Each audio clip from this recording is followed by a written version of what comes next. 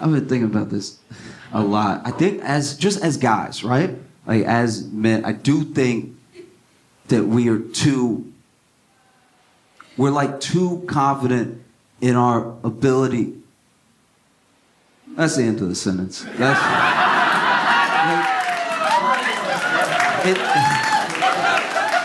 There's just like, as human dudes, there's no other species of male in anything. You could be a gazelle. A male, like, gazelle. Do they make male gazelle? Anyway. You could be a male gazelle. There's no random day where you're gonna look at a lion and be like, he looked like he wanna fight. Like, do you know what I mean? You know how every other male sees like an order to the world and functions in it? We're the only ones. It's crazy. It's crazy. We're the only ones. Maybe a female gazelle might fight a lion, and that's if the lion's already attacking her child. You know, she might step up, and even then, it's like 30%. So like, there's just some order to nature. I was hanging out with a friend. Turns to me, unprovoked. I had said nothing, and he goes, "You think you could fight a bear?"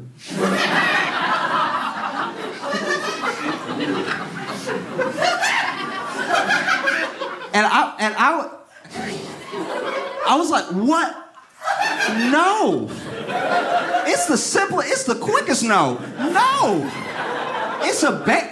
You didn't ask me about a cub. In the scenario you given me, a bear wants to fight me.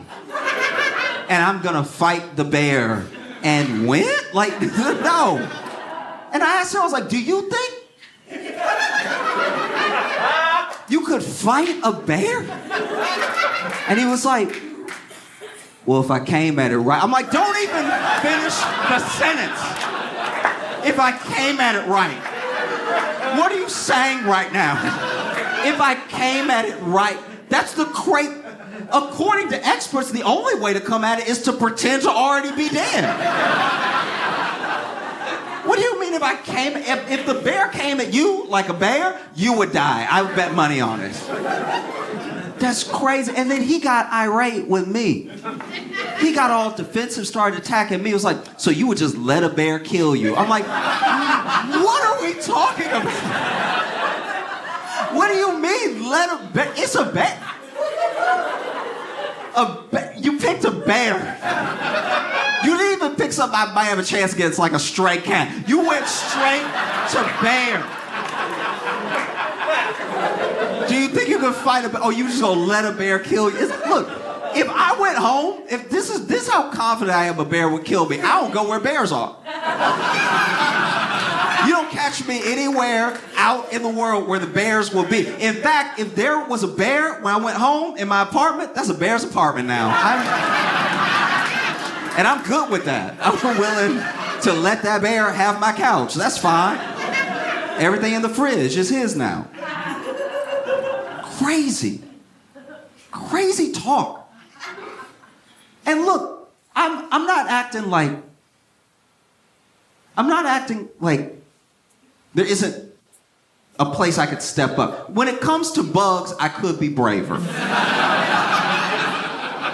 I will say that. When it comes to bugs, I could step up a little bit. Because if a bug is too big, I will take a step back.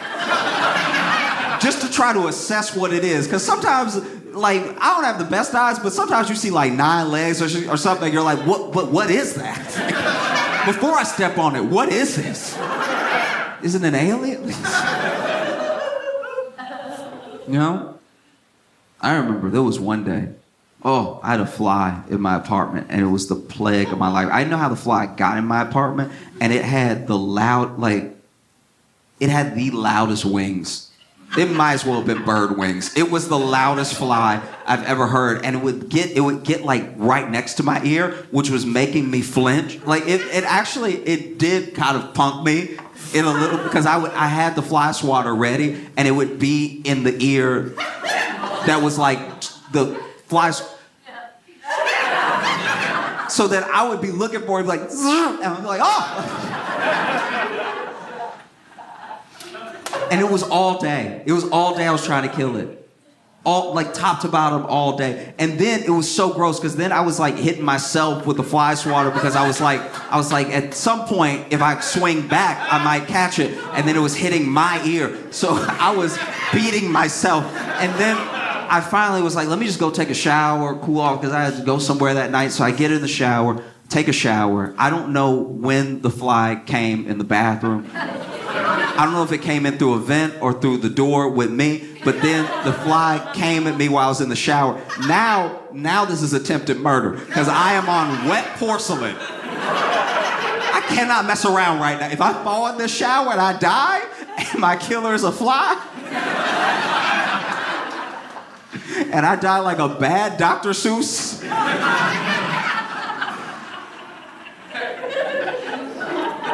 Anyway, I finished my shower. I, swatting them off, everything still. And then I opened the curtain. It's right there. I'm exhausted. I'm naked. I'm wet. I grab my towel, and I like spin my towel, get it really tight, right? I don't even care if you believe me. It's one of the proudest days of my life. I spun my towel as hard as I could, and then I popped it at the fly, and right at the end, right at the tip, it popped the fly and killed it. And I'm not gonna lie to you. In that moment, I was like, I think I could fight a bear. I do. I'm just saying, if I had a towel, I have a chance.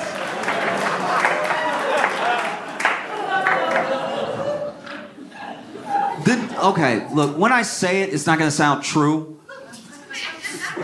But believe me, all right?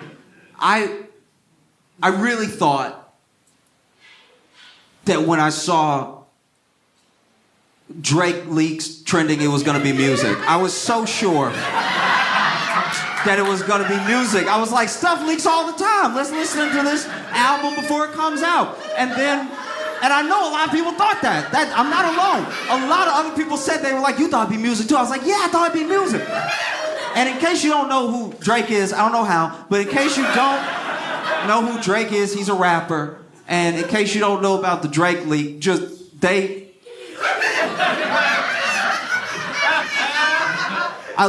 okay. So Drake leak was trending, and then I clicked it, and you just see a lot of Drake. It's a lot of Drake.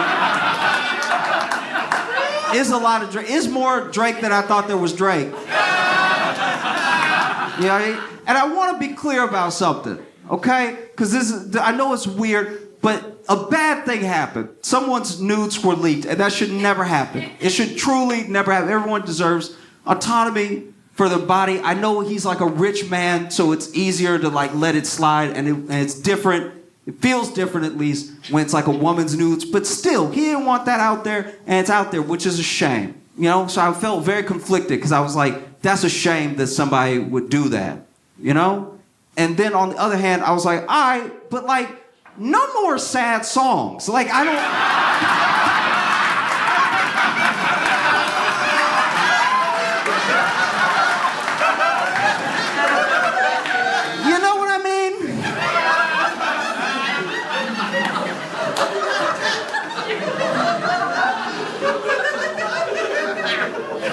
Like, if I had a friend that was built like Drake, I would never let him cry to me.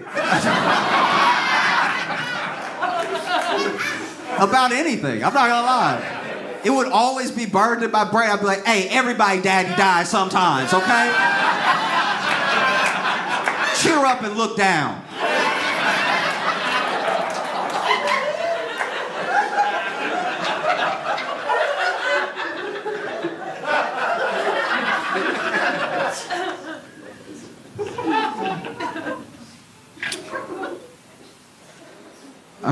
I read this report that they want to NASA's trying to make contact, you know, with some intelligent life. And we really tried everything. We tried so many different things. And we haven't just spent billions of dollars. If you count every country that's had success leaving the atmosphere, going into space, we spent trillions of dollars as a people. It's an endeavor that's been as old as the ages to like make contact and make sure, or at least find out that we're not alone in the entire universe, right? So they send out signals, they've used radio waves, they've used light, images, everything that they can think of. Every like telescopic endeavor's been tried. And so now NASA, I'm not even kidding, you can look this up. NASA's like, we gon' send nudes. We're gonna send nudes out in this, because that might do it. You know what I mean? It's like, that's a big deal. We have not tried that yet. We've been out here sending old 1920s radio wave. I don't know, my baby. Like, we've tried all that stuff, and it didn't do anything. So let's send nudes and see. Wouldn't it be wild if it worked, though? Wouldn't it be crazy if, like, a month later, aliens landed and they were like, titties is all you had to say?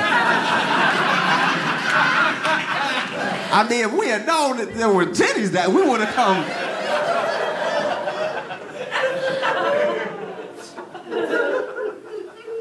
It feels, you know what I mean? Like, just say you're out of ideas.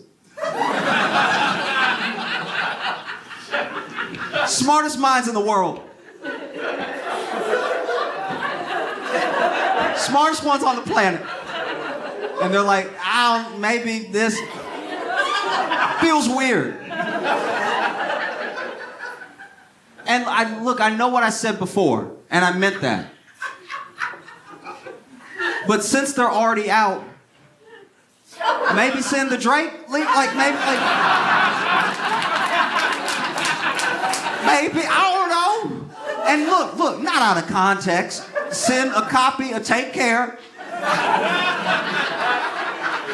And send the Drake video and just see what the aliens think. They might come. They might be like...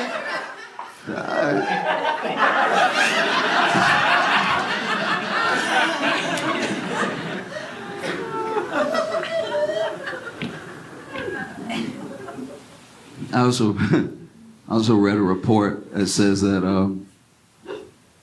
Viagra may lower the risk of Alzheimer's, which is kind of bad news when you think about it.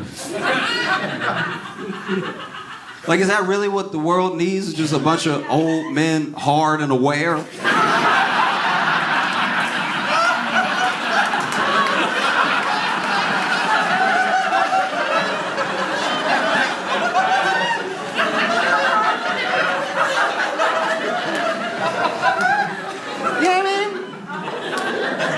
That as men, we had a pact with the earth. We would wreak havoc for the first 50 years of our lives, and then after a while we'd slow down, we'd get confused, and we would not be hard anymore. That's how you restore balance to the planet. Imagine an evil dude. Because we do this all the time. Being old is supposed to be the saving grace of your life. Especially as a man. As a man, love is very conditional from the world, right?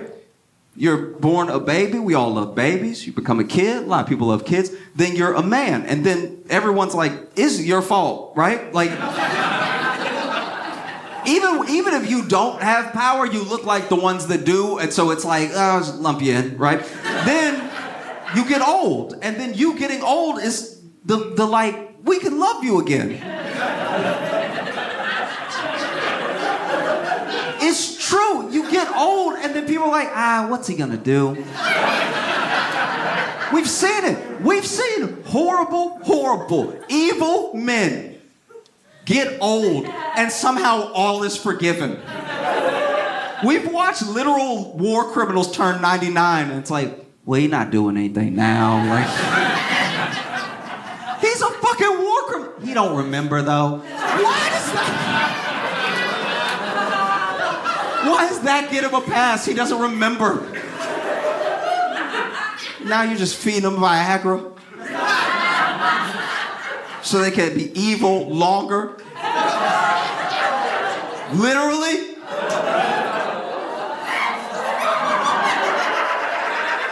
We have to stop this. This is crazy.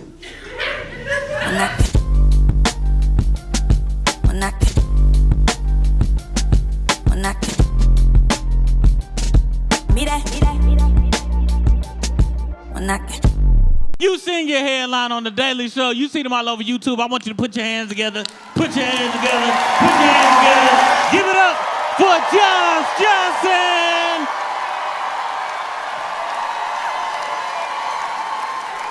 I do my best to be fair with people. I'm not perfect at it, but I try, you know. And sometimes the fairest thing you can do for a person is be honest with them. Like, so how many people do you know in your life who are suffering because the people around them let them live in delusion? You know what I mean? I've had to sit friends down and be like, listen, you're gonna have to date who like you.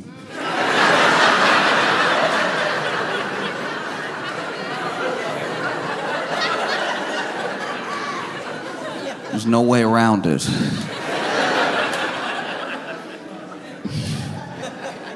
Sometimes the nicest thing you can do for a person is be honest with them. And if I'm being honest,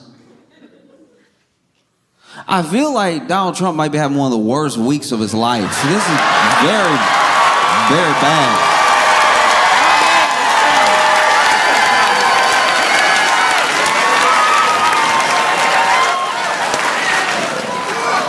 I mean, this is, oof.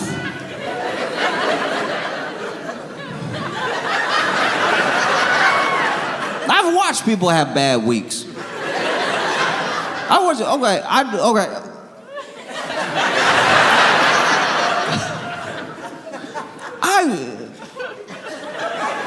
people have terrible weeks. There was a dude from my hometown that would ride his bike everywhere, and he got hit by a car and struck by lightning in the same week. He survived both, but wow. Because he was riding his bike, and you know, a lot of cities in the South we don't have enough sidewalk. We really abandoned the entire idea of someone might want to get somewhere in not a car. So he was riding his bike, but there's no sidewalk, and there's also no like bike lane where I grew up. And so there's just like, if you take the service road, it's just ditch and then ditch and then ditch and then ditch. And so then he over here BMXing the ditches going. But then when you do that, you do appear out of nowhere, because the ditch is deep enough where you know you ride, and then there's a little bit of road, then there's another ditch, and then you pick up another ditch, right? You know that's how you get there. But anyone making a left turn on the service road just sees someone on a bike coming truly out of nowhere and sends them flying, right? So he got hit by a car, and the car was turning, so this means it was slower than it could have been, and turned into him. He flipped over everything, bam, bam, bam, landed in the ditch, so at least landed on some grass, right? And then he was all banged up, and then he had to walk the rest of the week until he get his bike fixed, until he healed up a little bit. He had to, walk around town. He was walking around town, and there was a thunderstorm. Which normally, here's the thing, this is like a big Southern tradition, right? Is that when it's lightning outside, nobody do anything. We turn off the TV.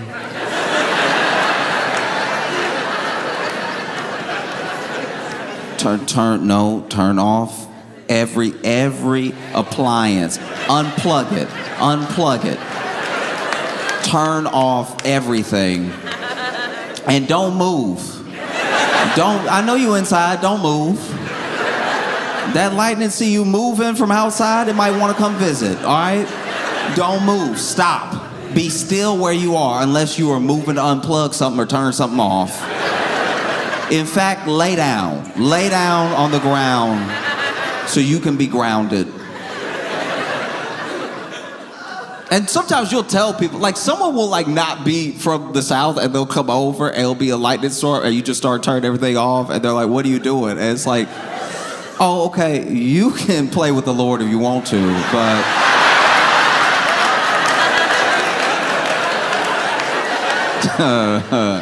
I like not being lit up, okay?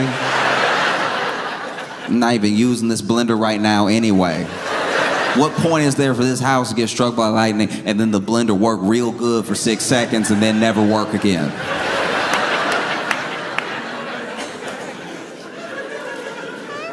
And so he was walking out in the thunderstorm, and to be fair to him, it was like, what was he supposed to do? I guess lay down. But like, what was he really supposed to do? So he's walking, making his way and everything, and you know, up off ditch, and now he can watch for cars a little easier because he's on foot and stuff, ditch and everything. And then the lightning hit him, right? And it hit okay, the way, I never been hit by lightning before, but the way that it hit him, he did, this is what I'm told, I was not there, but the way the lightning hit him, he did bounce. And I don't know, I didn't know that was possible. I didn't know that could happen, because it didn't seem like being struck by lightning was a buoyancy thing. But yeah, like he basically got hit by lightning, and then he didn't bounce high. It's not like he bounced like a basketball up, but he basically, you know, lightning, boom, and then he went up a little, and then he hit the ground all hot. Charred. You know, and then he had like a scar along the body and everything because struck by lightning. It survived. You know, I've never seen personally somebody get hit by lightning and then get up. I wouldn't. If I got struck by lightning, I'd be like, y'all, you know what? You know, the Lord knows I need a nap. I'm gonna take a nap. Works in mysterious ways. Sometimes you just need to sit down somewhere. What makes you sit down anywhere like being struck by lightning? And so, you know, he boom, boom, boom. And that was trying to get places next 2 days was very rough because he was already banged up from the car and he was crispy. And he still wasn't having the week that Donald Trump is having. This is like...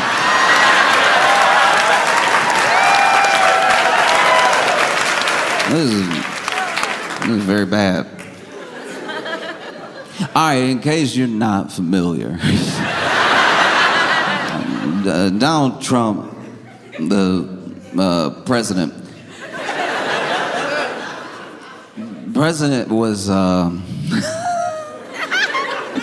you know, like minding his business, trying to enjoy the government shutdown ending, right? Which should be, that should be a good day.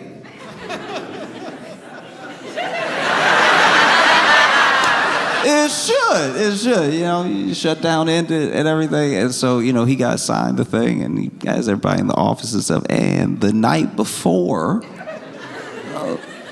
looks like the House Dems released these 3 emails that were from Epstein's estate. So it's different. It's different from like if something was subpoenaed and stuff. It's not like something that was like sealed and then is being released. This I think works differently where it's just from the estate, right? And so then they release these 3 emails, and the 3 emails are not.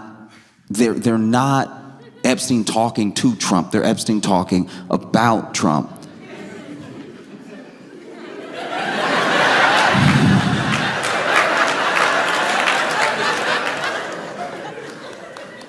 And on what should have been a good day,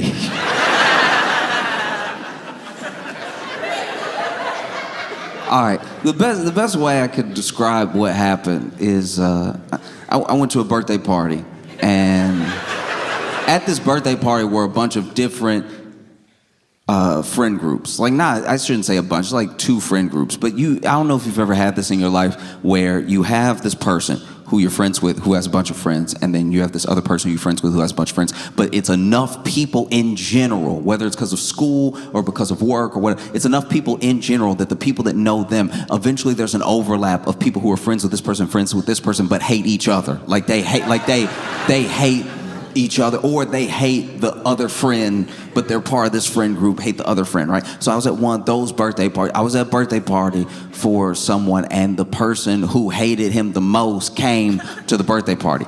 They came because they were invited by our least thoughtful friend, and so having no awareness, least thoughtful friend invites them to the surprise party. And so then we're all like, hey, surprise. And they see this person. They were surprised. And then everybody's waiting for something to pop off, and nothing ever did, because they hate each other. They hate is under.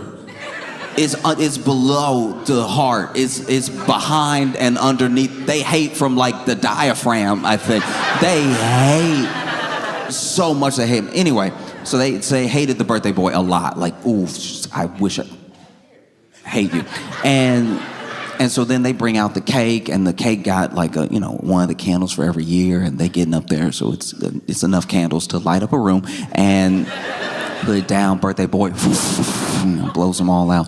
They cut up the cake. We're all chatting and everything in different rooms and stuff. And then the one that hate him, right, leans over to me, and he's like, before everybody, was singing happy birthday and everything, before they brought out the cake and stuff, I farted in the cake.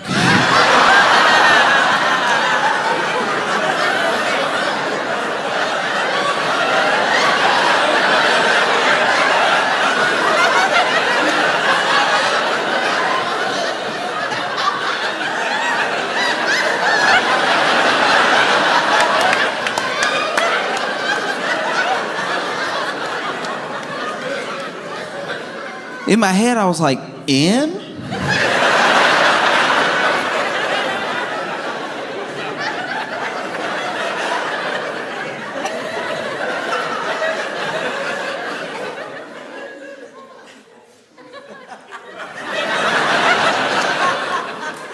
In just assumes a level of power that normally you'd say on, but whatever. And that is what the House Dems did to Trump on the day. It's supposed to be, it's not his birthday, but it's supposed to be a good day. And shutdown is ending. It's supposed to be good for, it's supposed to be good day. And so then you see in these emails, they're just not good at all. And it's not like, this is why I would be mad if I was Trump, because it's not even Epstein talking to Trump, it's Epstein talking to somebody else about Trump, right? So it's the equivalent of you at home,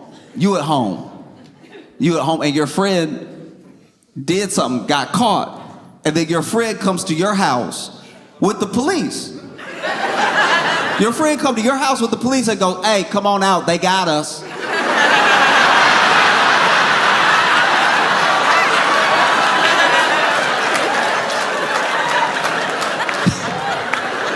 do you mean us? I was at home.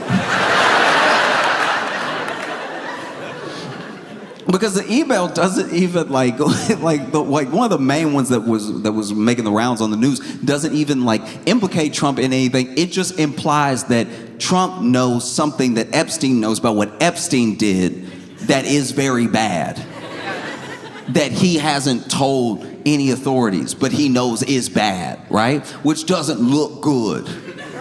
It's just one of those this is bad for everybody. It's what, Oh. And I don't know how we got to this place, because Epstein saga has so many episodes. There is a Marvel universe of Epstein updates. It's never over, you know. It just goes deeper. And then, you know, this is what the Dems do. Then the Republicans come out, and Republicans are like, all right, but why were the Dems sitting on these emails? Why are they releasing them now? That's pretty convenient, right? Like, why are you farting in his birthday cake?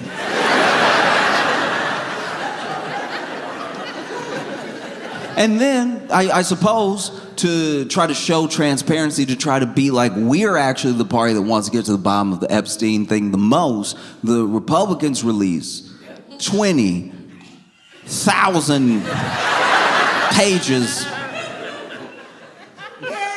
20,000 pages. I don't know if I've sent 20,000 emails in my life. 20,000 like emails, these pages of Epstein talking about everything, talking about Trump, talking about like Larry Summers, talking about like, it's so much. It's so much, it makes you wonder, whoa, why 20,000? It almost felt like they were like, you know what, release 20,000, you know people don't read.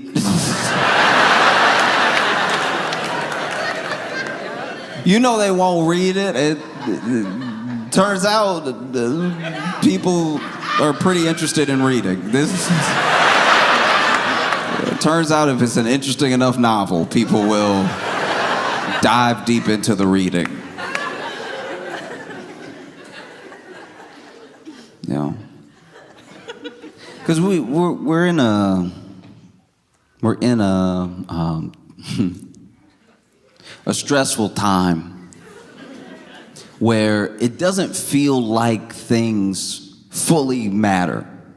Like there used to, okay, back in the day, there was shame. So like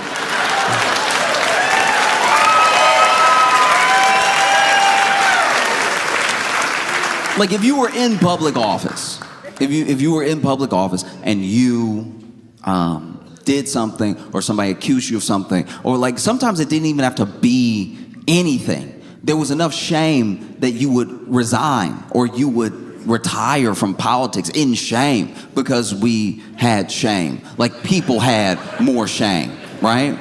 And I don't know, I'm not gonna blame all of it on like social or influencer culture or anything like that, but we have more people than ever that we know about in our own little pockets, right? We have more people than ever that are involved in scandals. It used to be if you were in a scandal, you were either a politician or like a Hollywood celebrity. Those were really the only people who could even get into a scandal. But now you could just be an influencer, and like even more specific, you could be like a makeup influencer and you get into a scandal that only affects the people who watch you, right? And so now we're watching more people than ever try to navigate having a scandal, which has also made scandals more normal. And so now instead of looking to how we would all expect someone in a scandal to react, we look at how the person reacts. So you go back in time, like all Nixon did was listen to some tapes. Like when you really sum it up, it's like, yes, the spying and the blah, blah, blah. But it's like Nixon himself, like just Nixon, listened to a garbled tape that was of no consequence, really. It was like, that man resigned over. And I know he did plenty other stuff besides. I'm just saying, like, the thing that when we think of Watergate, when people even really think about what Watergate is or what it meant to people, it was the scandal of like the government spying and how the opposition treats each other and everything like that. But when you really look at Nixon, I'm not taking up for Nixon at all. I'm literally just saying that when I watched the documentary, it sounded like he resigned over.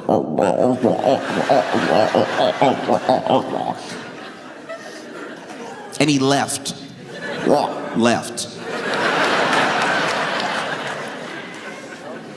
And now, there's like a scam. There's something happening. And obviously, everybody puts it on Trump specifically. And he is our version of it, but it was happening all around the West before this. Like, it was bubbling up. Everything does not revolve around this man. There was something that was happening in lots of different places where politicians were realizing how much they could stress test the trust of the general public, right? Like, you even look at Canada with Rob Ford.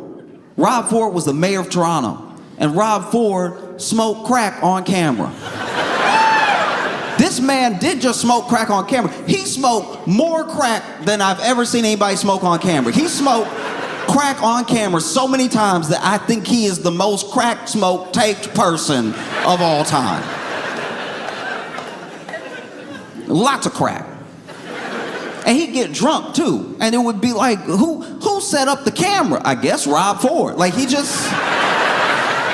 It was scandal after scandal after scandal. It was stuff he would say. It was videos that would come out. It was stuff that he would say. It was videos that come out. It would just be over and over and over again. He wasn't like turning some new leaf. He was just one of the first people that when they came to him, they were like, were you smoking crack? And he was like, I was not smoking crack. Then in the next video it came out, he's like, oh, it's delicious. Like, I can't tell you how much crack he was smoking. And just never seen somebody smoke crack like it was candy, right? And like... This is okay. Look, maybe this may be wrong of me, but when I was watching the documentary about him smoking the crack and stuff like that, before they revealed that there were tons of crack tapes, like a ridiculous amount of crack tapes. I don't know if anybody watched all the crack tapes. He has that many, right? But before they revealed that he actually did smoke crack, when he was denied smoking the crack, I was like, I don't know if this dude did this. Like, sure, he's like brash, and sure, he's like, you know, this like wild character. I definitely believe he was getting drunk, and they even showed a video of him drunk. I didn't believe the crack because I had never seen, do you know what I mean? I had just never seen such a heavy-set crackhead. You know what I mean? Like, he would...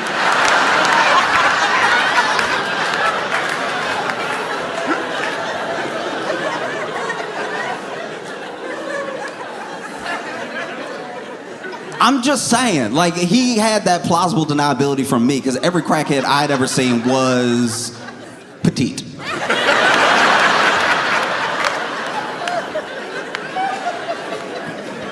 You know what I mean? Like, I'm all right, fine, whatever. Some of y'all being weird, but you know you've never seen somebody smoke crack and have a cheeseburger. That is not something that happens within the same 5 minutes. No one has crack for dessert. And he was one of the first people. Like, he was actually a little bit pre-Trump, right? People forget about him, but he was. And they came to him, and they were like, aren't you going to resign in shame? And he was like, I don't even really feel any shame. No, I think I'm good. I think I'm just gonna stay. And we still, as a people, in every country this happens in, don't know what to do with that. We don't. We, like, that happens and we're like, oh, I thought you would have some shame. And Rob was like, no, I don't have any shame. I have crack. And it's delicious. Truly, when I tell you, sometimes I can even feel the shame creeping up, but like, shame and crack never meet. They're never in the same room together. So if you feel any of that shame creeping in and you hit a little crack, shame seems to disappear. You know? Because now you even look at like, with like influencer culture, there used to be this thing, like let's take it all the way back, right? Let's take it all the way back to maybe like the 80s or 90s, where if a tape came out of you in some sort of lewd act, it was immediately shameful. It was like immediately the thought process around it. I'm not even saying whether or not that's right. I'm saying that's what people did. Okay? And now you fast forward to today and something will leak. Maybe someone's nudes leak, maybe a video of them leaks, and then we wait for the person to react to know if we feel shame for them. Or if we try to shame them. It's all based off their reaction. We look to them to know what to do next. So if something happens, if a tape goes out, if some nudes leak or something like that, and the person's like, oh yeah, that's what I look like. We're like, oh, okay, all right. Wow. And not across the board. I'm just saying that becomes the sort of general understanding. But then if that person's reaction is, oh no, you saw me naked. We'll be like, oh, we did.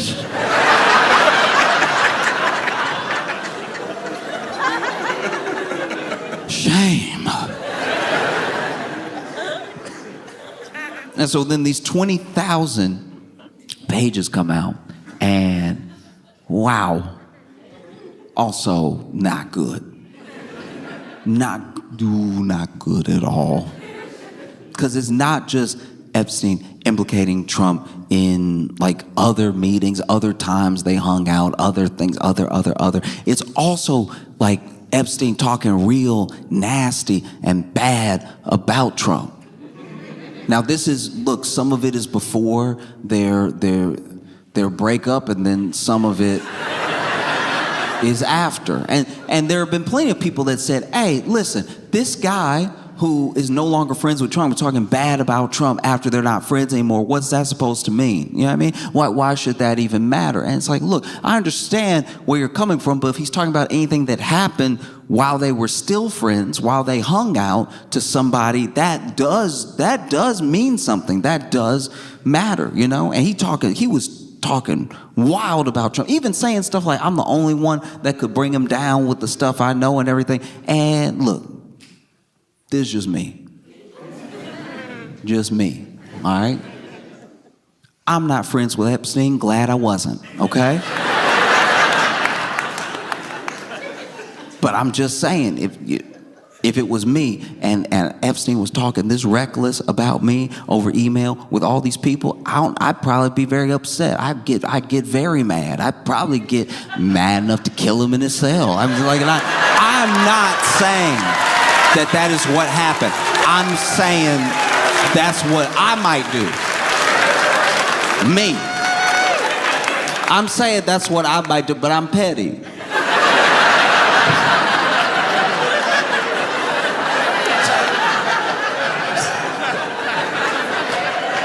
You know?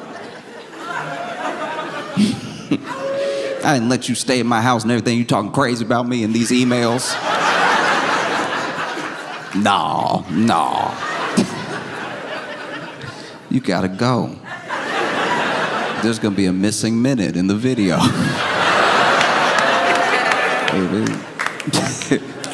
Because that's also what's wild. That's where we left off, you know? Remember where we left off where there was they released the video and it was hours long and it was missing the most important minute it could miss?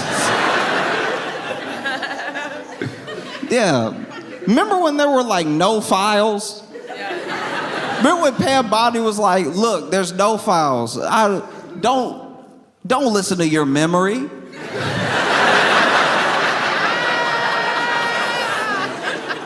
I know what I said before, but what I'm saying now is more important. There's no files. Isn't it more convincing that there's no files than there's files? And we were all like, what is she talking about? It's bad. It's bad. You know what's so crazy to me?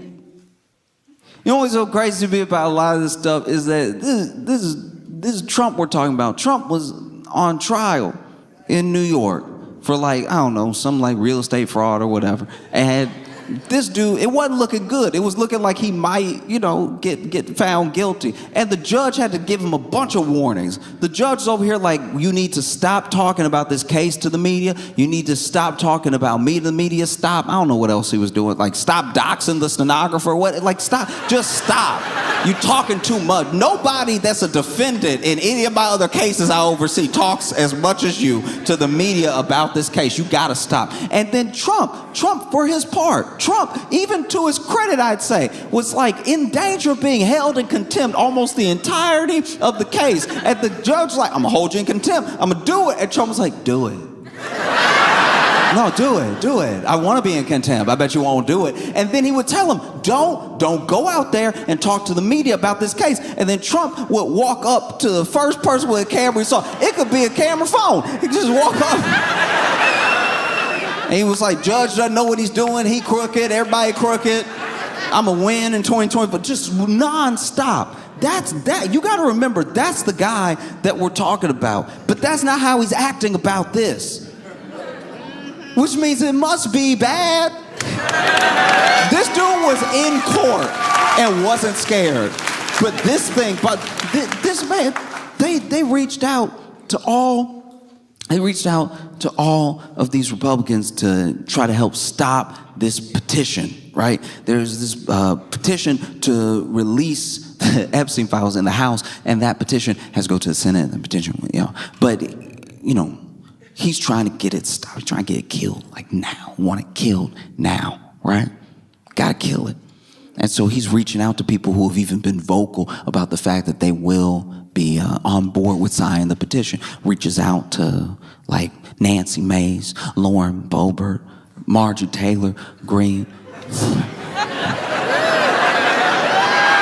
This is the thing. Look, at the end of the day, maybe he did reach out because he just wanted to talk to Marjorie Taylor Greene. Maybe, you know what I mean?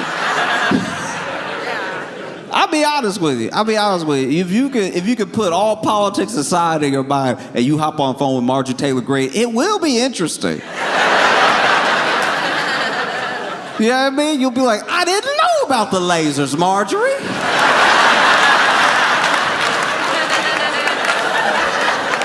If I was ever on the phone with Marjorie Taylor Greene, you know what I would do to keep her on the phone? I would every couple sentences, I'd just go, oh! Let her think she was blowing my mind. Throw in a really every now and again. Calls Marjorie Taylor Greene. Apparently none of them are having it. Apparently. Lauren Boebert even was pressured so much to not sign the petition, she was like, it must be worse than I thought. Y'all barely talk to me.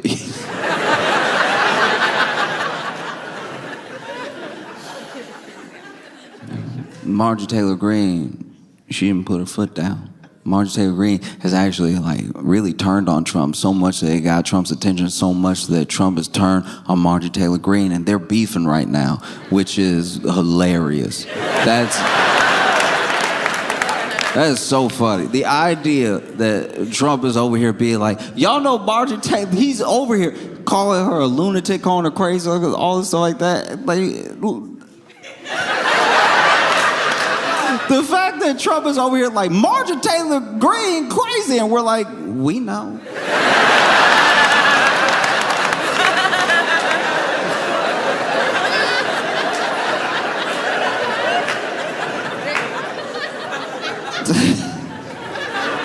That's wild for...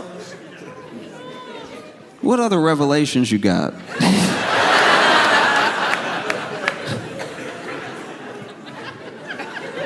Did you know Hannibal Lecter wasn't a good guy?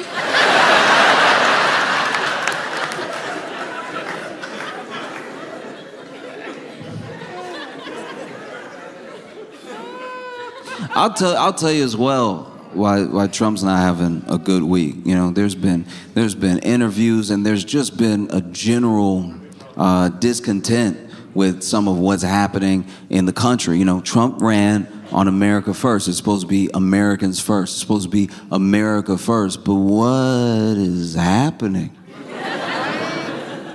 And what place is America in? It doesn't seem like there's a one in front of it. You know? Because people point to, how ruthless in the shutdown things got with SNAP, how people are treated, in the country, how America First just sort of feels like a slogan. It doesn't feel like it's really in the agenda. It doesn't feel like what's really happening and everything. And so then you see members of the MAGA movement turning on Trump. And maybe not fully and maybe not forever, but it is like happening. There's this swell of discontent with what he's been doing, how the country is right now. There were so many things that are supposed to be fixed on day one. You can talk as much as you want. He's very good at campaigning. He's not good at governing. Like he's so good at campaigning because campaigning is before you have to. All right. One of the roughest drawbacks One of the roughest drawbacks with dating, right, is that someone's getting to know you. They don't know you yet, and you can put your best foot forward. You can even try to be the person you're pretending to be, but they're getting to know you, right? And the thing is that early phase where they're getting to know you, the good stuff that happens can also hurt you in the long run. Okay, like my buddy, all right,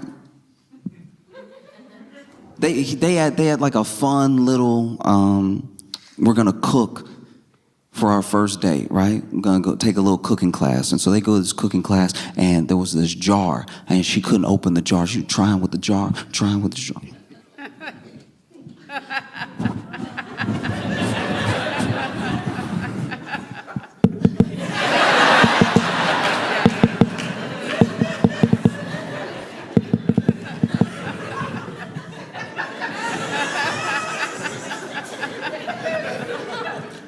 the jar.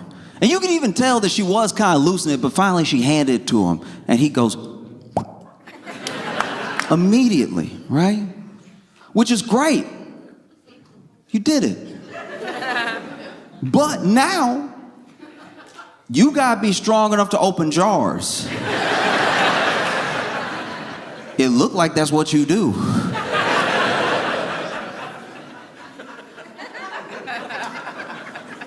No. Ooh, we gotta watch out. Some of the stuff that happens that first time, you in trouble, man. You in trouble if it's the first 3 dates and y'all get into something scary happens. Maybe somebody even tries to mug you or something like that, and you win the fight. Oh, I hope you weren't just lucky. I hope you weren't just lucky, because now my man fight, all right? She gonna tell everybody her man fights. She might even start a couple fights for you. Oh, you want my man to come over here and handle you? In the back of your head, you're like, look, the mugger slipped in a puddle. I mean, I just grabbed the purse back. That's all I did. And like dating to being in a relationship is like what campaigning is to governing. It's wild even to watch some people's reactions. There are some people who have some truly insane and disgusting reactions, or just reactions that are meant to confuse. There are so many people that are like, why didn't the Dems release all this stuff years ago when Biden was president? And it's like, all right, this is the way that records work. There are some things that you could just release outright, like things that maybe you get from an estate or something like that. But then there are things that are part of an investigation, which as long as that investigation is going on, as long as that court case is going on, you can't just release those things to the public. Now that some of these things have been set to rest now, like, you know, obviously like Ghislaine is in jail and everything. And then there are other parts of documents that get redacted, either because they're part of a potential ongoing investigation, or it's to protect the name of a survivor of the abuse or something like that. There's all these different reasons that you could have for when you release things on whatever schedule. But even when people make that sort of argument, I'm like, wait, I can't tell. Are you mad that they are released? Like, what I don't even know what that's meant to accomplish. Why didn't the Dems release it sooner? It's like, all right, it's out now. Isn't that what we're talking about? That's insane. That type of logic would never hold up in like court. You'd never be able to go to court with like, look, if the police care so much, why didn't they catch me sooner?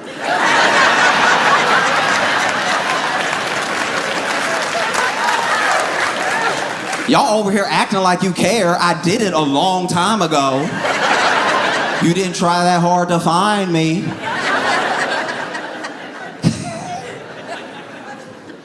Oh.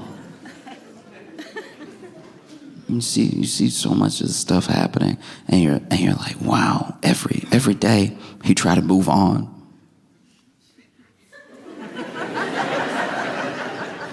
Every time he try to move on, it gets worse. 20,000. And 20,003 emails.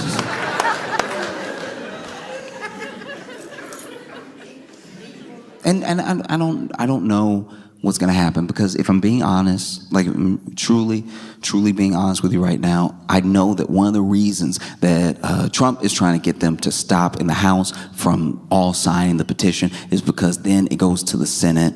And then if enough people have turned on him in the Senate, it then goes to the president. And he is the president, which means he would have to, and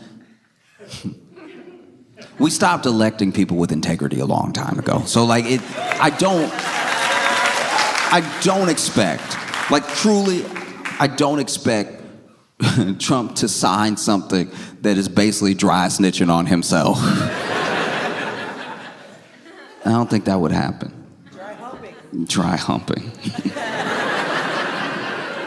But I will say this, I think that there's a very slim chance that it's like Trump's gonna go to jail, or that this will be enough for everyone to turn on him and then just kick him out of office or anything. This is one of those things that is very bad. It's a very bad look. He's panicked about it. People are speculating why he's panicked about it, but it's not the thing that's gonna make him sort of like Nixon up out of here. No.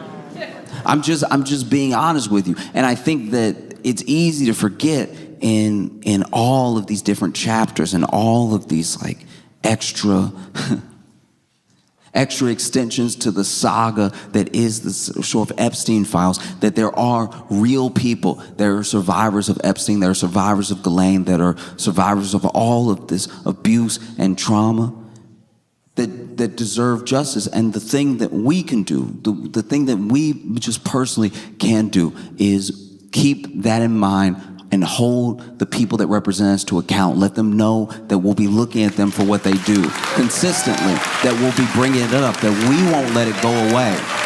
It won't be over just because it falls out of the news cycle. It will not go away. It won't be over.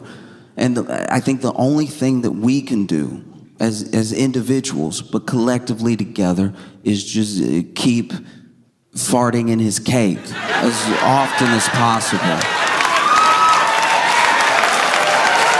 Chattanooga, y'all been fantastic. Thank you so much. I appreciate you.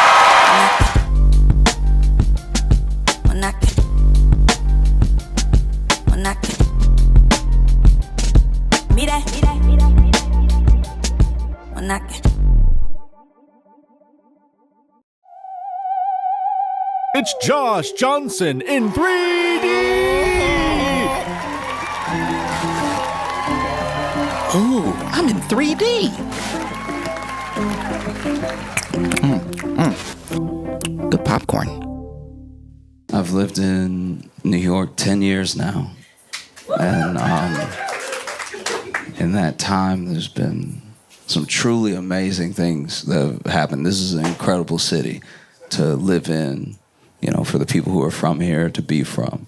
And in those 10 years, a lot of horrific things have happened. Because this is a terrifying city to live in. Terrifying to be from. Like, I don't know who else has been mystery dripped on. Okay, in case you visited from out of town, I couldn't see everybody who's not from here. Look, mystery drip is when you are going about your day, and you just walking, and then you feel something, and it hits you wrong. It's not. It doesn't. It's too far away from the building to be air-conditioned drip, but it's also not raining. And it's a little heavier than water, like it hurt a little. You're like, and then you touch your head or wherever it landed on, and you pray you don't see what it is. You pray there's not a color to it.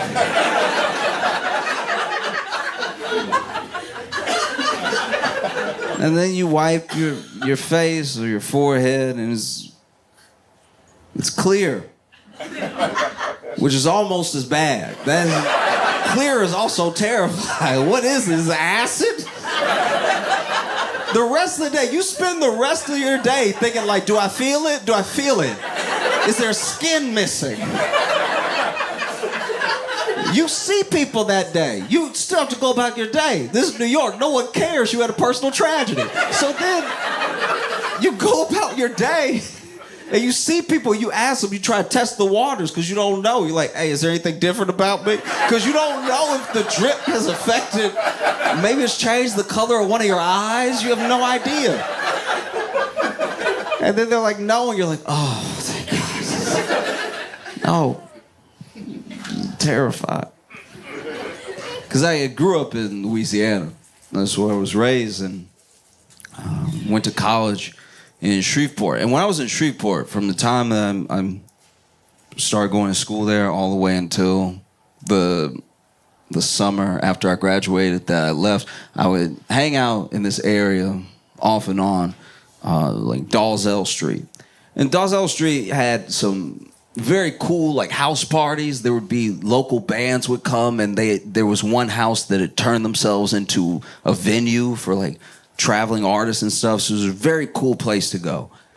It was also off and on a bit dangerous. Like a lot of cool things, it was like, oh, okay, it's not the best neighborhood. And I knew a guy in passing who lived on Dalzell. And it was one night, I guess he really needed it. Every once in a while, life is a little too much, and you need to treat yourself or just take care of yourself. And his form of self-care was treating himself to a nice home-cooked meal. Not uncommon, right? But he treated himself to a nice home-cooked meal of 4 chili dogs. That's a lot of chili dogs. Like 1 is a meal. 2 is a bigger meal. 3 is concerning. And at 4, you're trying to eat away from something. Like you're running away from your problems with your mouth. At 4 chili dogs. This thing took him all night because he made the chili from scratch. He started making the chili in the afternoon. And then he even boiled the hot dogs himself. I don't know, that part was a little bit easier. Toasted the buns too. He was trying to make a night of it. And then he sat down with his plate of 4 chili dogs. Got to work. Enjoying himself, watching a movie, and at 2 chili dogs, he was kind of full, but he had made 2 more, and according to him, cold chili dogs are gross. So I guess I gotta stuff these chili dogs. So he ate the 3rd chili dog. 4th chili dog was a battle. 4th chili dog, he had to persevere. But he did. He finished all 4 of his chili dogs. Pushed himself to the limit. Maybe a little bit beyond his limit, because as soon as he was done, he had to run to the bathroom. I don't know if there was something wrong with the meat, but these chili dogs attacked him immediately. And so he was in the bathroom, fighting for his life. And as he's in the bathroom, truly at his most vulnerable, some people broke into his house.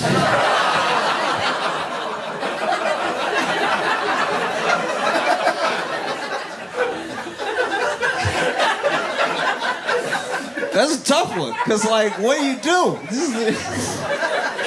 You're dealing with your own situation right now.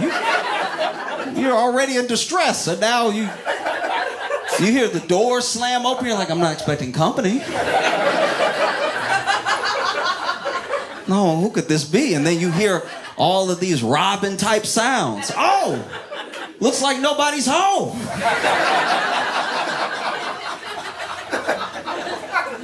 Now what do? You just sit there listening to them.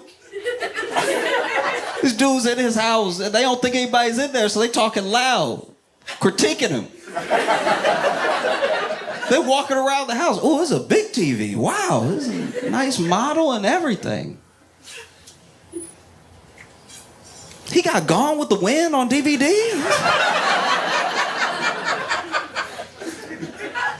And they're walking in, you know, this was your night off, your night to yourself. So maybe you didn't clean up. They over here judging him out loud. Oh, this place nasty. Make you not even want to rob it. You know? And so now he's just sitting on the toilet praying that they leave. But he's still got 2 chili dogs in him. And so he's just sitting there praying. Anytime I prayed on the toilet, it's been for very different reasons than somewhat. Yeah, I know what that's like to be on the toilet. Be like, Lord, look, if you just see me through this one time, I'm gonna turn everything around. I'm come right back to you. I'm gonna do right. So he's sitting on the toilet and he hears them robbing him. He hears them like unmounting the TV from the wall. Just the sounds of construction as he's being robbed. With them commenting on his plates. It's like, why does the man got elephants-inspired places? And this guy's a loser. The whole time, you know you can't say anything. He's sitting there, as quiet as possible. And as these guys are moving out, they take the TV first. And TV, I guess, is heavy because they're over here making the moving grunt noises and everything. Like, pick up your side, pick up your side. And as they're conversing, go, pick up your side.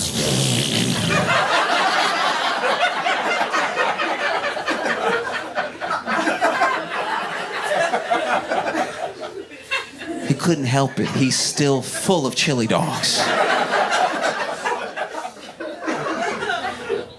They stop and they're like, hey, wait, hey. Stop, did you hear that?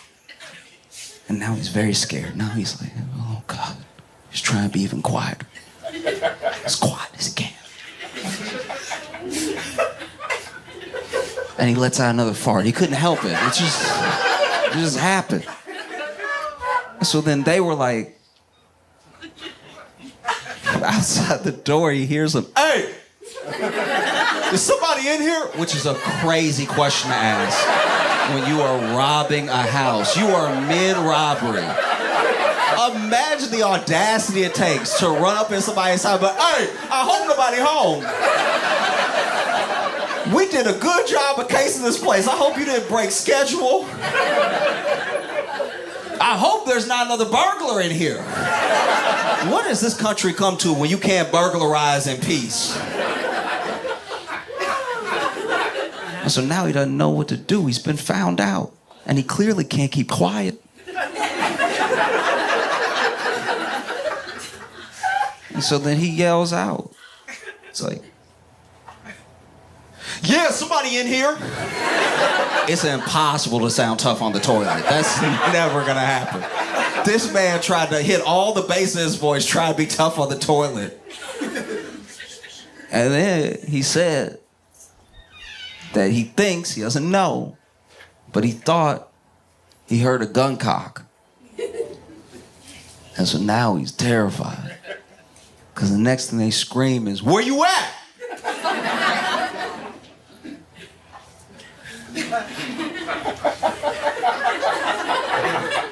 And I don't know why he said it. He doesn't know why he said it. But he yelled out right at the bathroom door, come find me!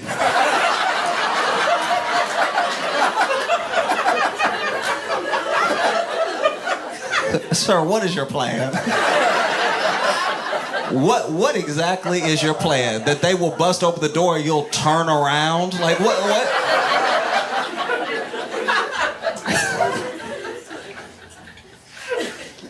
And so, because he had screamed from the bathroom like 2-3 times now, they basically put it together. And then dude who was doing the yelling for the group was like, you in the bathroom?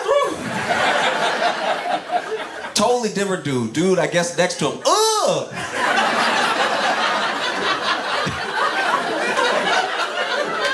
Oh, he boo-booing in there. That's what we heard.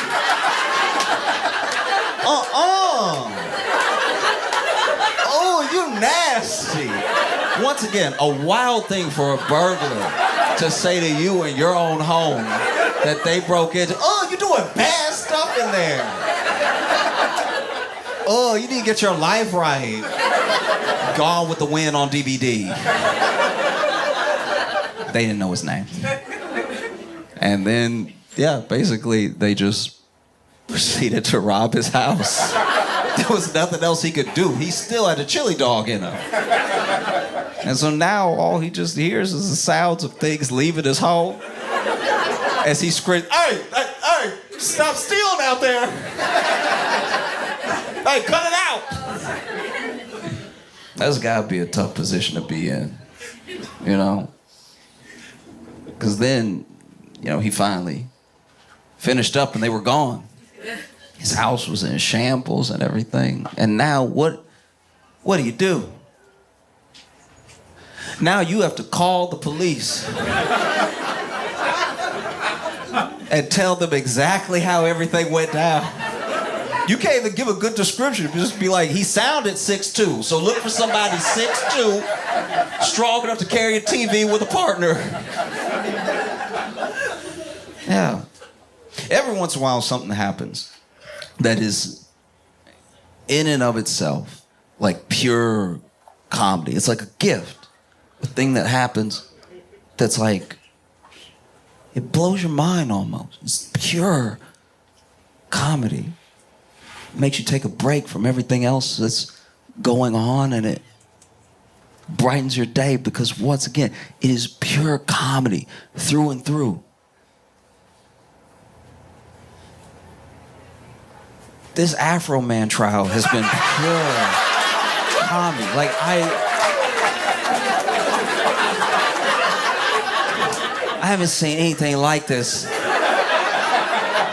before. Maybe we won't see it after. This is crazy. All right. Okay. All right. Look.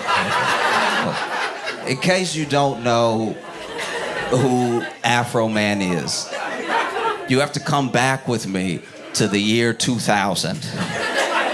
In 2000, this artist named Afroman, apparently, I don't know everything that went into him almost being at the brink of quitting, but apparently he was about to quit making music. This dude went to a party and had a bunch of his music with him.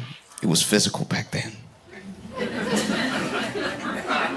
You could hand somebody music. It wasn't all in the air. You could hand somebody, I don't know. I hate telling people that are younger than me what life used to be like because they look at me like I am from 1645. Having to explain a CD to a person should be a hate crime against... It's ageist to have to explain what a CD is to someone who still has really good joints. It's like...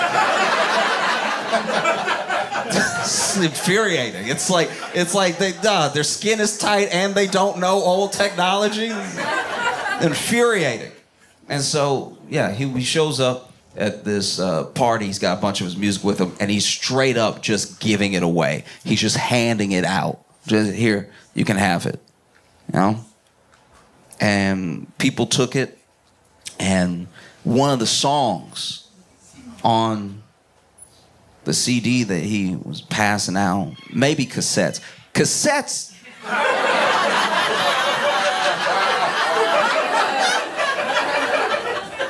Sometimes I had to explain a cassette tape one time, and I realized that I didn't even know how a cassette tape worked.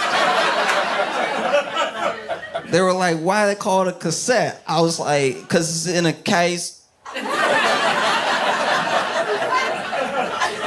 Because it's a case and it's little, like it's a cassette because it's in a case, but it's like a little case.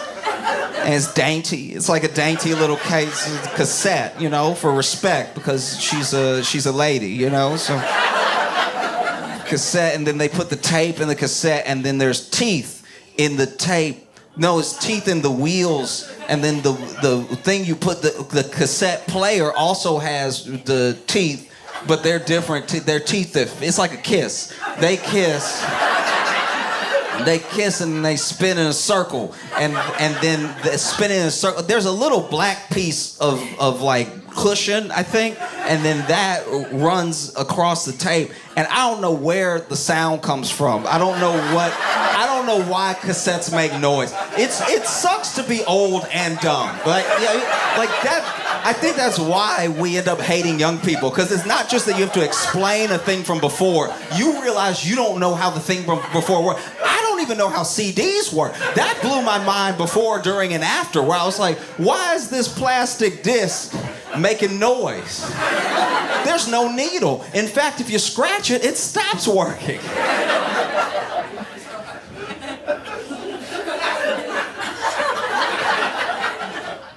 But it has teeth, and so then the teeth kiss, and then you close it, and when you close it, it's supposed to make a slam sound, like a close hard. And then you hit play, and it plays. I don't know. You put it in the stereo. You know what a stereo is, don't you dare.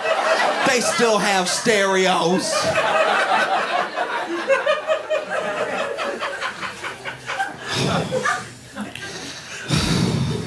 A stereo is a Bluetooth speaker before Bluetooth. Back before blue or teeth, there were stereos.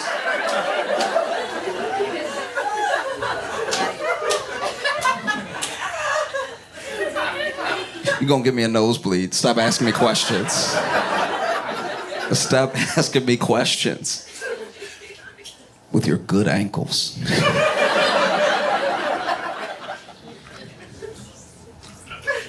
Afroman was at a party. And he was giving away his music. I don't know if it was in CD form or if it was in cassette form. All I know is he was giving the music away. And one of the songs in the music he was giving away was what would become a classic, what would become a Grammy-nominated song. In the same amount of time that he was about to quit.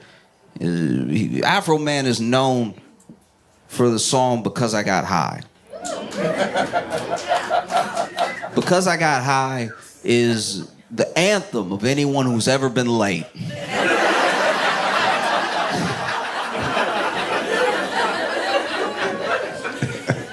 No, Because I Got High, I don't know. It got passed around in a way that was so organic. It was back in a time where we just didn't have access to everybody, or even the idea of having access to thousands of people at one time. It got passed around in a way that was like, I enjoy this. I hope you'll enjoy this. I hope you like it. And not only did they like it, they shared it with someone else. It was almost like predating social media, but exactly how social media would end up working. And it blew up. It really blew. People were singing it. People were living it. It became real life excuses. It just spread. Things that had nothing. I was gonna pay my child support. I swear I was. But I don't know. I got high. Forgot I had any kids. You can't remember everything when you're high. And so, Afroman became this like legend for this hit, Because I Got High. Fast forward to 2022, his house was raided. Now, his house was raided off of claims made by an informant. I didn't even know that this is kind of how the justice system works at all. I didn't know that like an informant can just say a bunch of stuff about you and the police will be like, really?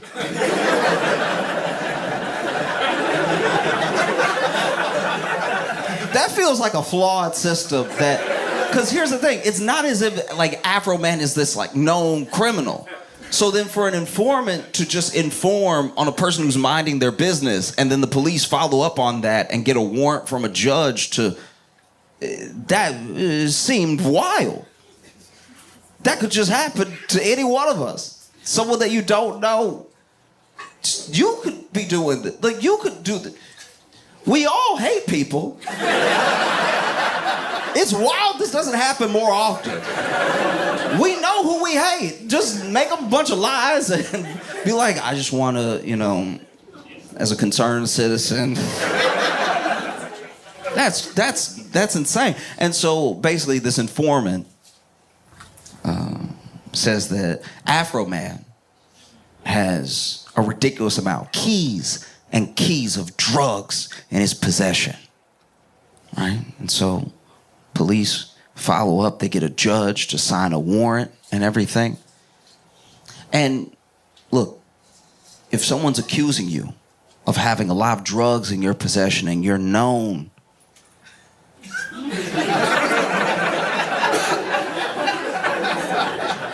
for one song above all others,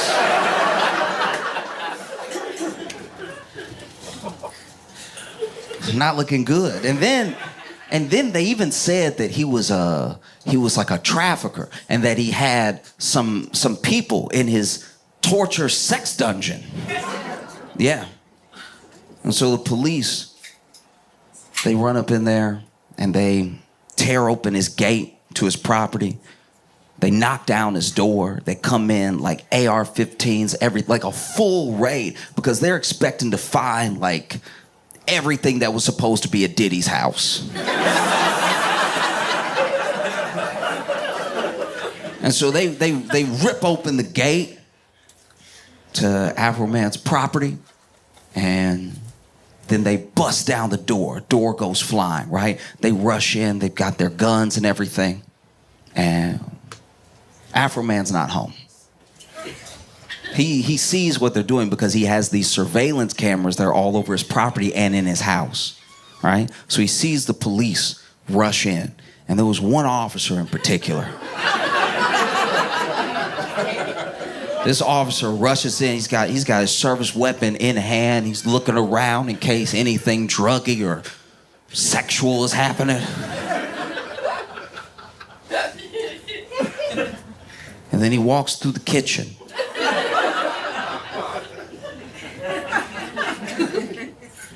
And you can see it on security camera. He notices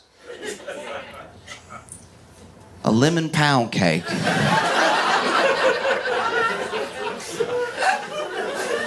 And he doesn't just notice, he stares at it. Really looks at the lemon pound cake through and through.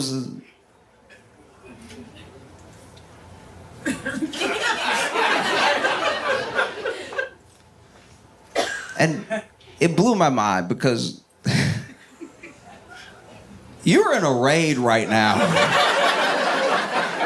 where you think keys of narcotics and a sex dungeon is on the property. Imagine it for Bad Boys 5. They had Will Smith and Martin Lawrence run up into a mansion that is, full of drugs and sex dungeons, and then you see Martin Lawrence stop.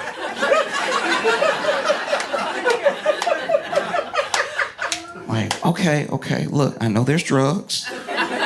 I know there's trafficking happening, but look at you, Lemon Drop.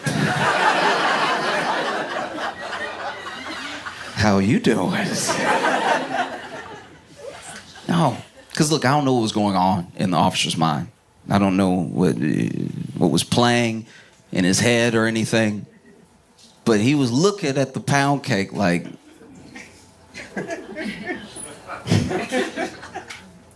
What's a delicious thing like you doing in a place like this?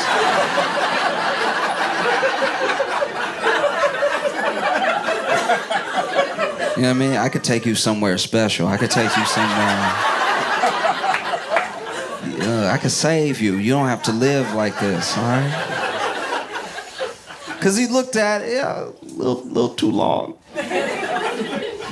Looked at the pound cake longingly and then moved on with the raid. And they tore up Afroman's house.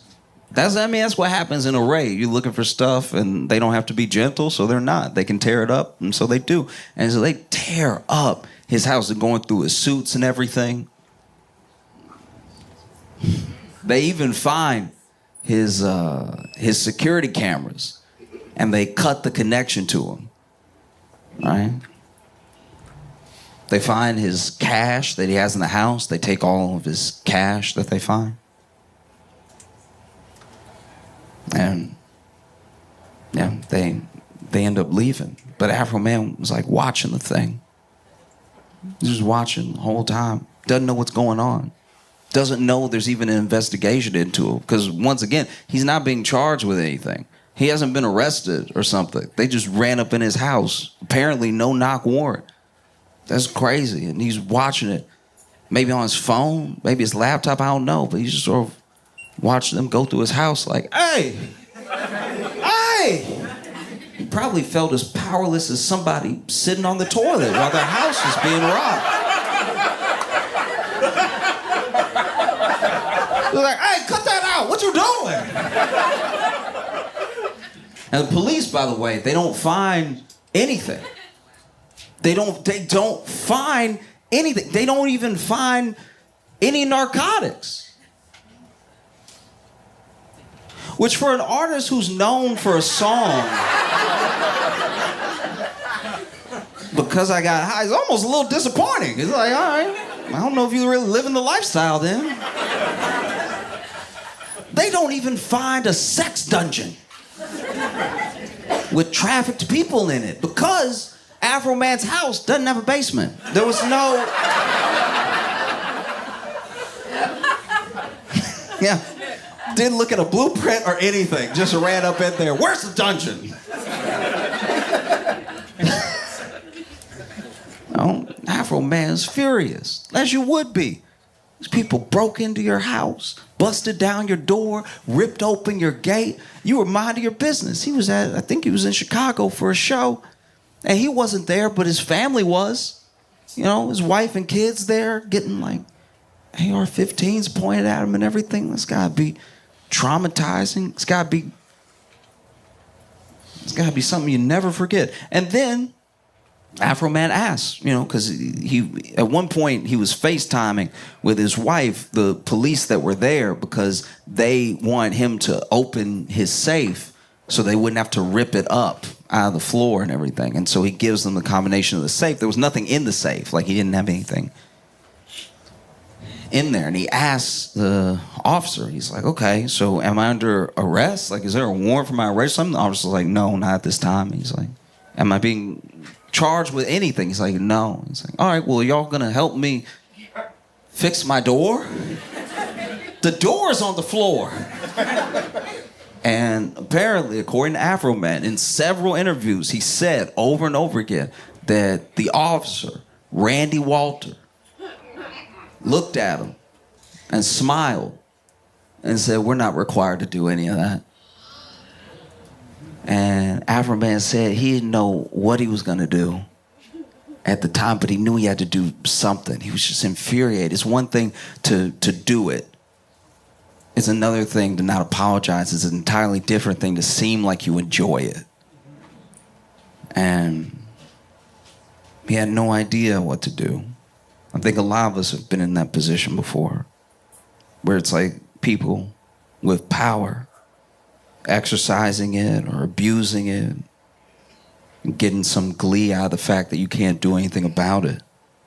And so he was like, what can I do? He said, I felt like a powerless black man in America. What can I do? I guess I could make songs about all of them.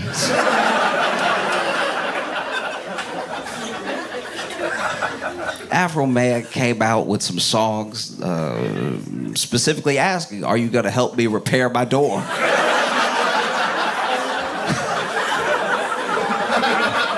Oh, go check it out. It's a banger.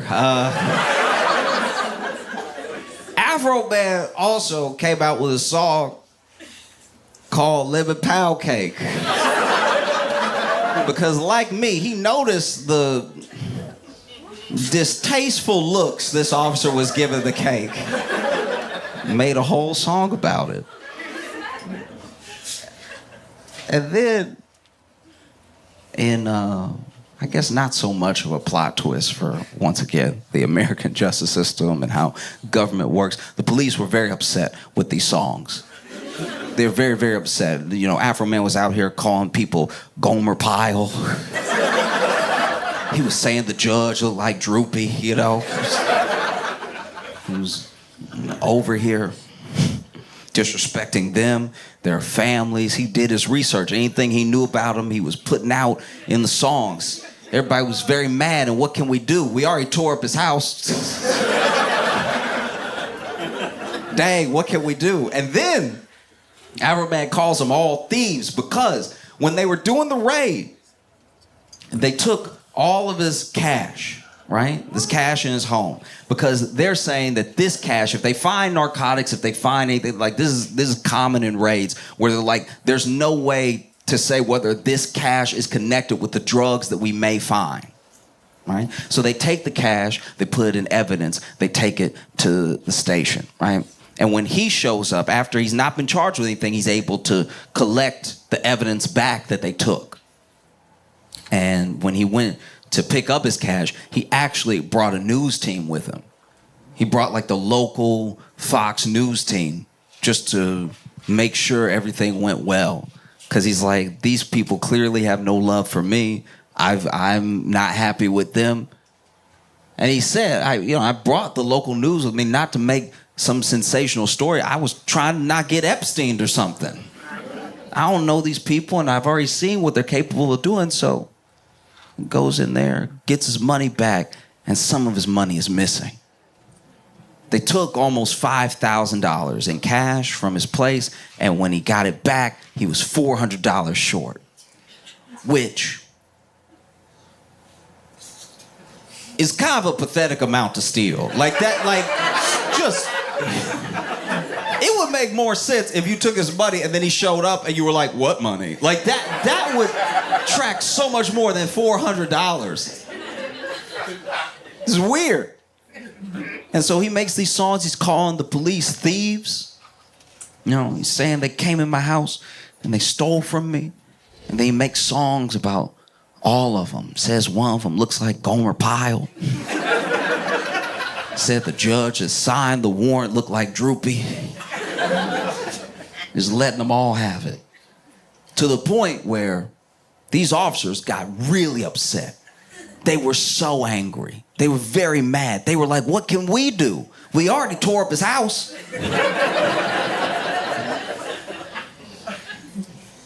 And so these officers banded together and they, in what feels like an odd attempt at justice, all got together and sued Afroman for defamation with his songs.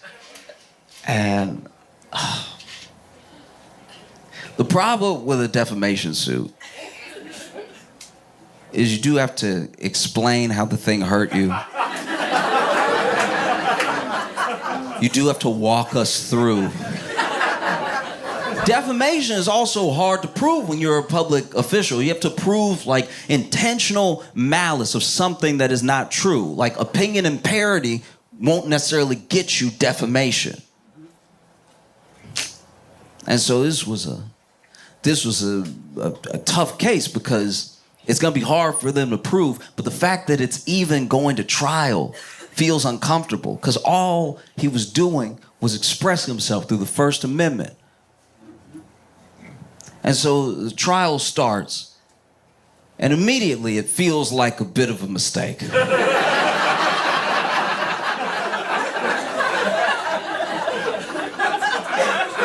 Because the officers suing him have to take the stand. And Officer Poundcake, who he had come to be called through the song,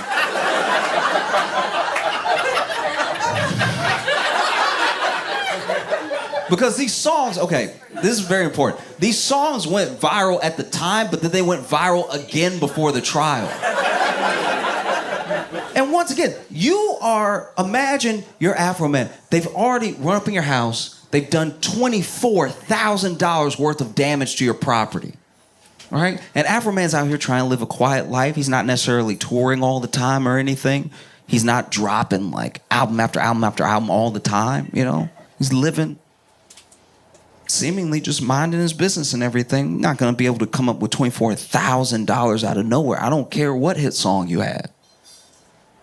Maybe Mariah Carey with the Christmas. No. She eating good off of that one. That's the exception.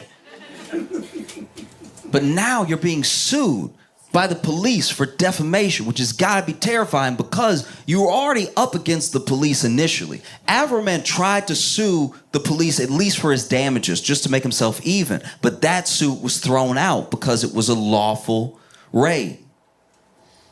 And so now you're being sued by these cops, and it feels like they have all the power because you're going into court, which usually only backs them up. So it's you against them. What do you do? What do you do? You know? I guess if you're Afroman, you release more songs leading up to the trial. Which is a move. You could do that, yes.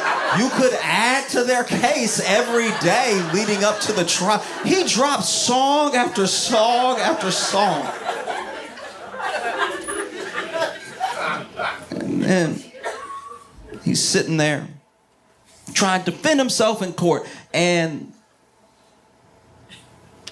they had Officer Pound Cake on the stand. And the lawyers ask him, it's like, you've been called Officer Pound Cake.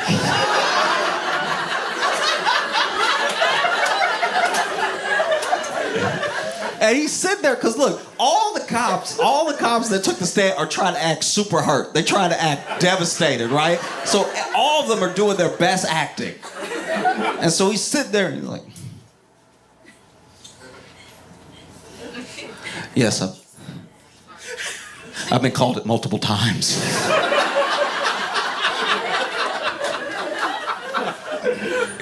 And they've even had pound cakes delivered to the station. Hundreds of cakes.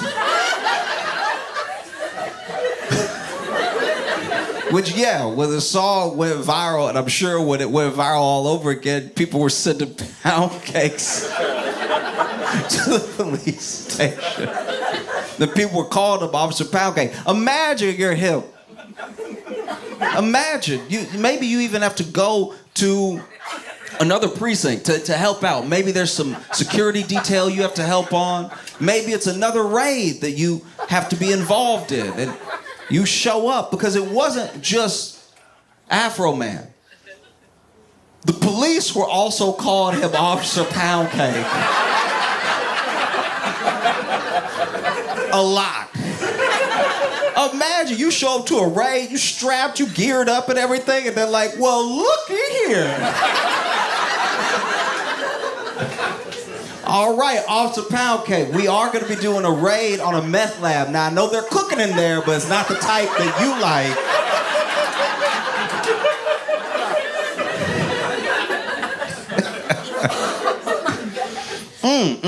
Be careful in there, Pound Cake. We got your back.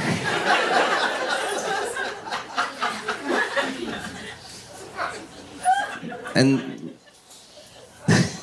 not only did they ask him about being called Pound Cake and about getting pound cakes,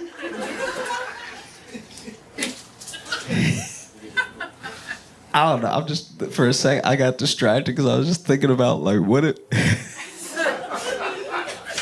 if he's like, I can't believe the cruelty shown to me, sending me all these pound cakes. You know, it was defamatory, it was disgusting, and it was delicious. It was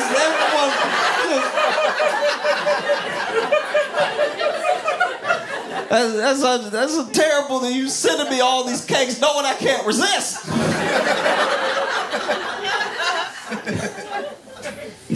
Just sitting there, eating a pound cake. Look at what Afroman did to me. Oh, it's the stickiest of the icky. It was so gooey. And so then they had a different officer on the stand. Everybody got a turn. But before they switched up, people giving their testimony, because it's such an important part of the trial and one of the root causes for defamation, they did have to play the entire song Lemon Pound Cake while he sat there and listened. This is the problem. Not since Drake have we seen a worse defamation suit where somebody just played themselves. This is terrible. He's sitting there listening to the whole song. They even played it a little slow so you can hear the lyrics. Getting his feelings hurt all over. And then he got off the stand, and then they went to this officer, Lisa. Now, Afroman had given everybody a nickname, right? Called one officer Pound Cake, and Lisa, he called Lick 'em Low Lisa. I know. Went in on Lisa pretty hard. So the thing about listening to the songs is that Afroman's known to go long in a song. Probably because he gets high.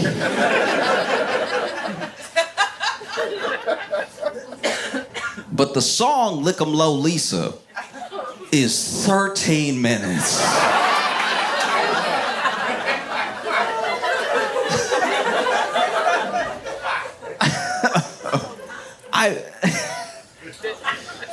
I'm not gonna lie, I didn't finish it. I was like, I only saw a portion, but the portion I saw, I was like, all right, you got her, I guess. I don't know. I'm not gonna... 13 minutes is a lot. And, you know,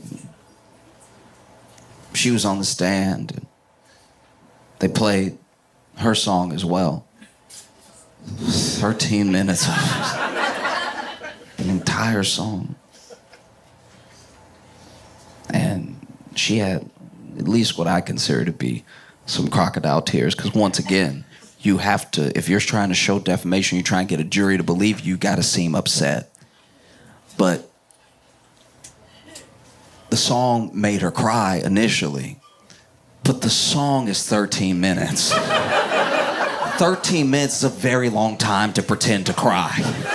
Even kids only got like 8 in them. You know what I mean? And so every time they hit the chorus, Lisa tried to cry harder. He'd say, lick 'em low, Lisa.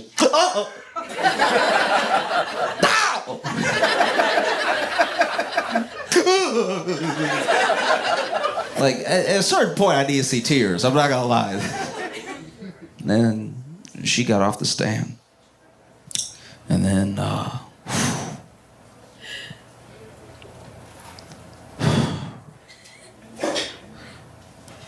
an officer took the stand that Afroman said looked like Quasimodo.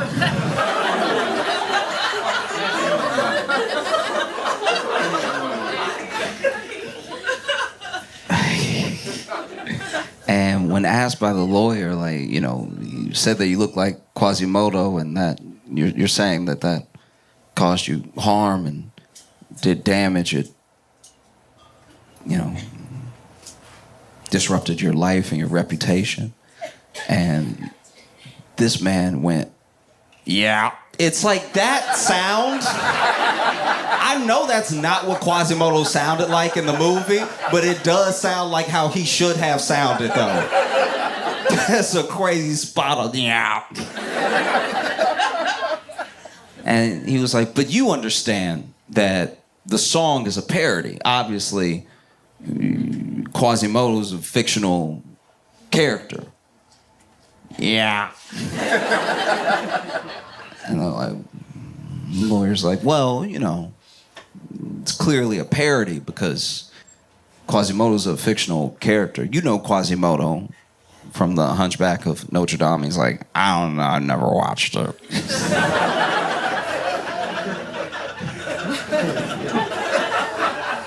And he's like, oh, okay, but it hurt your feelings?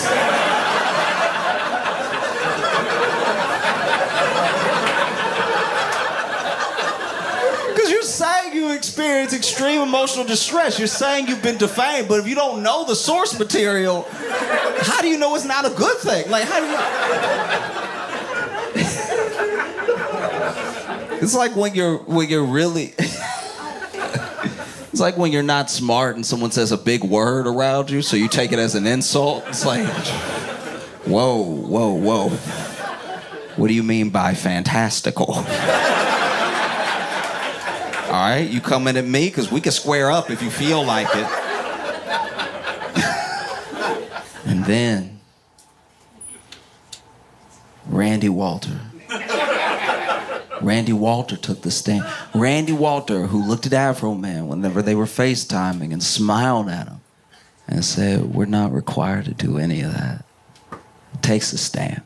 And Afroman, a couple days before the trial started, Afroman released a song, as he does.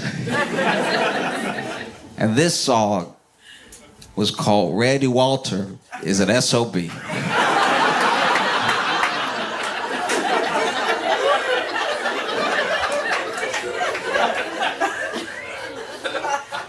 And in this song, Afroman says that he had slept with Randy Walter's wife. Now, if you're unfamiliar with hip-hop, this does happen where people claim to have slept with the wives of their enemies.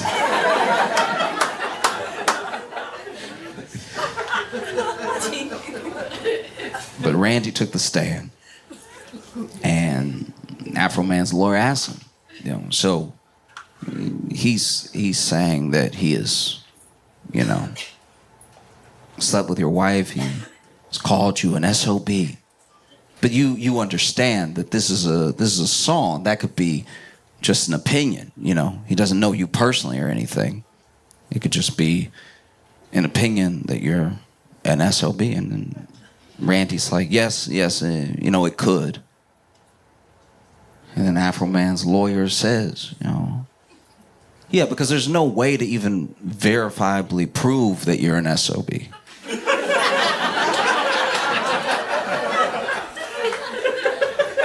And Randy, for some reason, says, no, sir, she's been dead for years.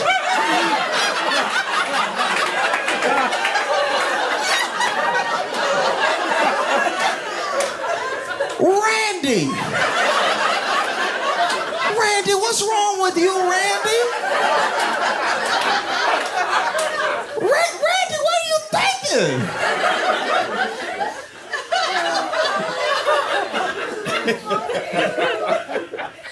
Randy. And then after his lawyer immediately laughs immediately, like right in his face. He's like, I'm sorry. I'm sorry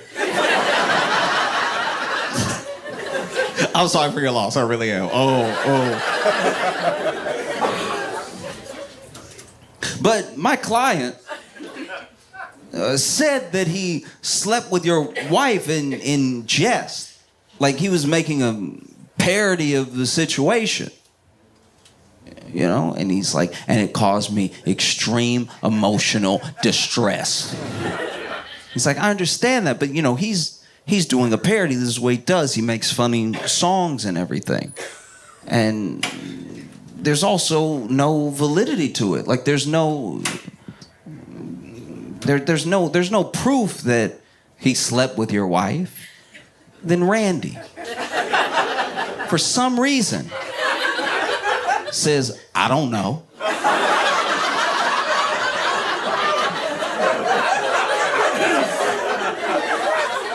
Randy! What do you mean you don't? Randy!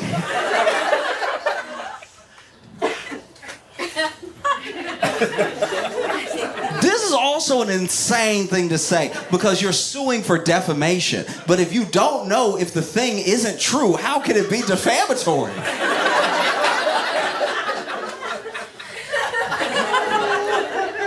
I know the other cops also suing for defamation were sitting there like, Randy!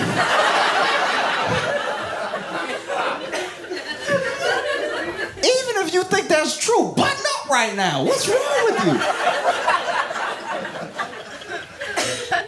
And so the lawyer was like, wait, I'm sorry? You don't know if he slept with your wife? And Randy goes, I mean, I hope not.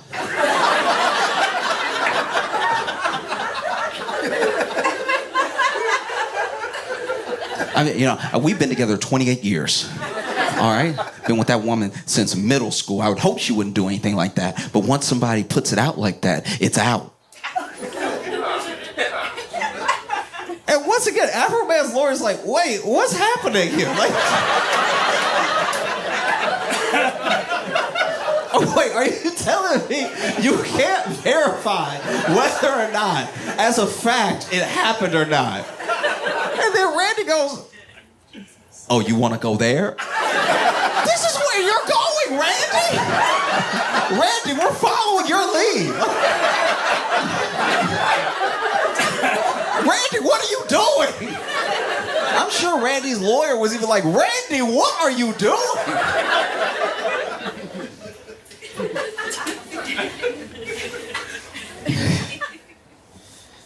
Randy got off the stand. And there was another officer that took the stand, suing for defamation, remember? And he was the one that Afroman said looked like Gomer Pyle.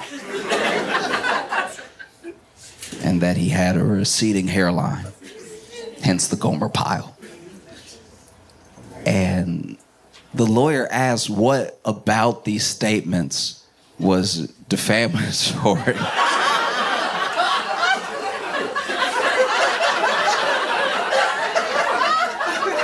Which I know he has to ask for his job, but that's crazy. That's crazy. To be like, this person is suing for defamation, and then you get him on the stand, and then you're like, my client never lied, though. Look at him. Look at him, though. Look at And then he says on the stand, was it defamation when he said that you look like Gomer Pyle? And he's like, no. Are you suing for defamation because he said you have a receding hairline? And he said, no. Which, receding is gracious. I'm just saying, that man's hairline is a secret.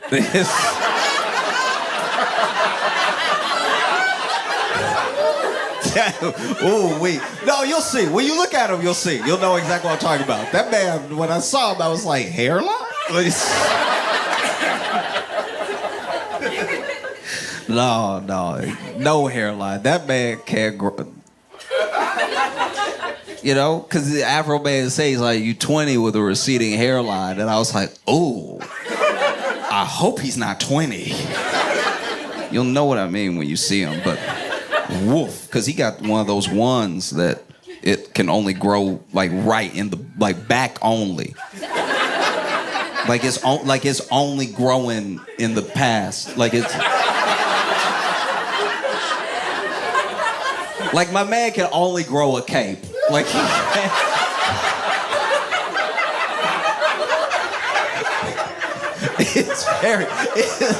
Receding was Christian of him.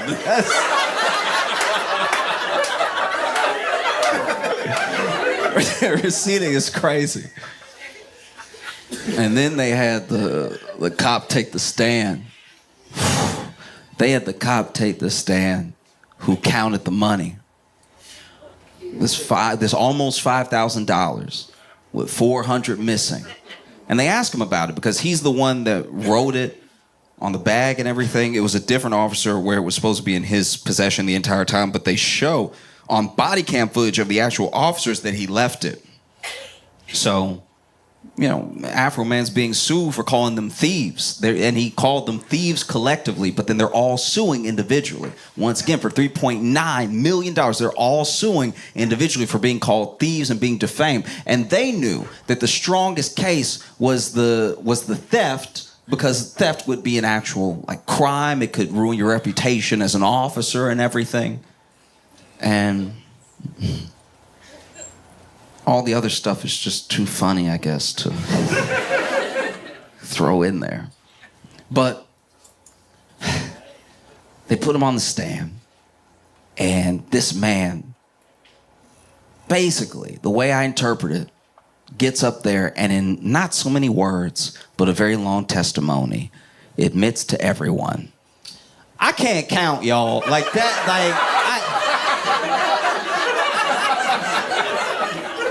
That's rough. You know what I mean? Sometimes it's a 5, sometimes it's a 2 with a 0 behind it. Like, what are we doing? This man couldn't count to almost 5,000 with some increments of like 100, you know? And then they had another officer take the stand that explained what happened. And they're like, actually, when you watch the security cam footage, you hear him count out loud. I'm not trying to shame anybody. We all spell and count at our own pace. But if you grown and counting out loud and not a cashier, you might be struggling. This man was counting out loud for everyone. And look, maybe that's protocol. Maybe that's what he's supposed to do so that there are witnesses to how much money he's counting. Maybe, right? But he said if you watch the footage, you can hear him kind of start to count wrong. And nobody stops him. So there's a chance that the police didn't steal any money. They just horrifically miscounted it. And I honestly can't decide what's worse, a corrupt cop or a dumb cop, because either way, everyone in this case, Randy, Lisa, Pound Cake, the one that can't count, everybody has or had a gun. That's crazy. Can you count the bullets? It's devastating. And so the defense only calls one witness. And it was one of the officer's ex-wives.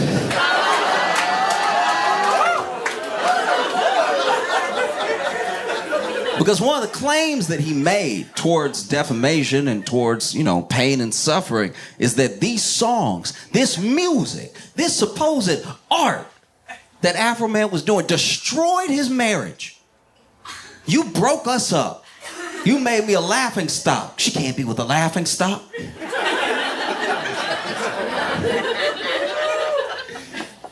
You ruined my marriage. My wife left me. And so then his ex-wife takes a stand.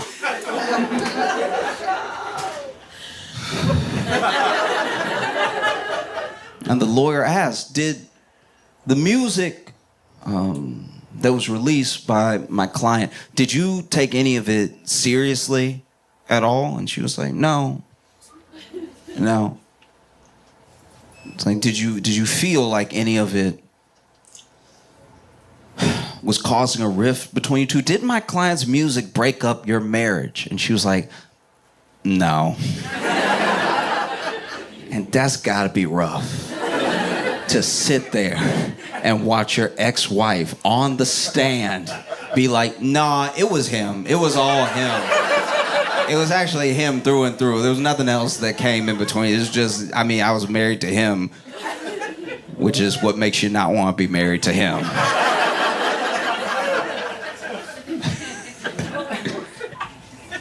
And then Afroman took the stand. And Afroman, by the way, had been showing up every day to court. He'd been showing up in an American flag suit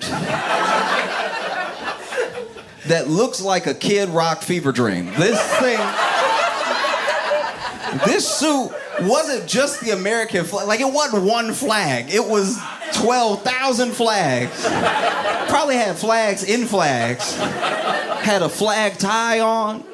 He even had sunglasses on that had like a foil of them, of the American flag. Showed up, afro all picked out and everything. Looking pristine, spherical.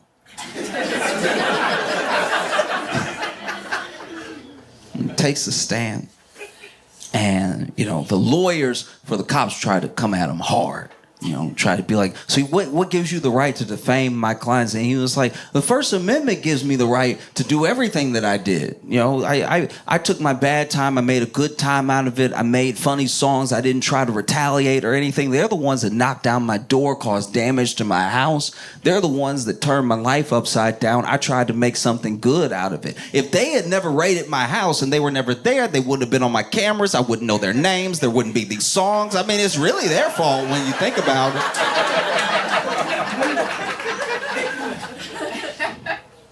And he just let them have it. Every time that they tried to put it on him, he reminded them, oh, what was I under arrest for again?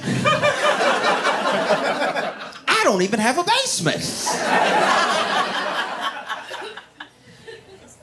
And then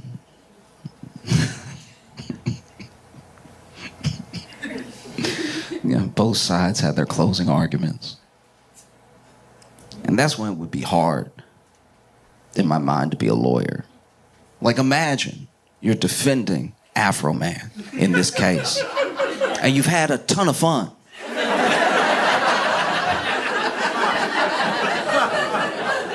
There's even been some surprises. You're like, wait. Did you sleep with his wife?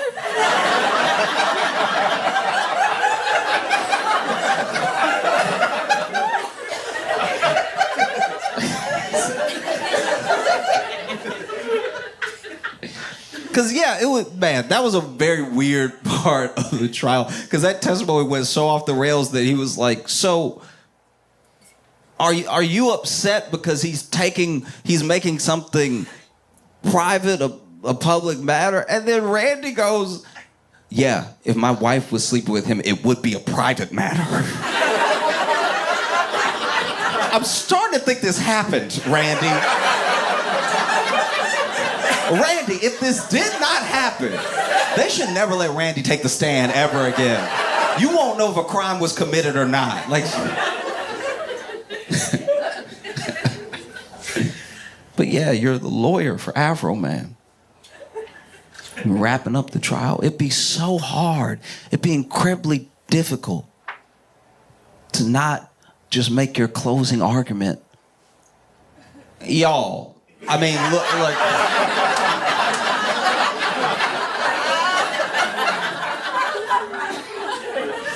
And so next day, Afroman shows up to court, been in the suit.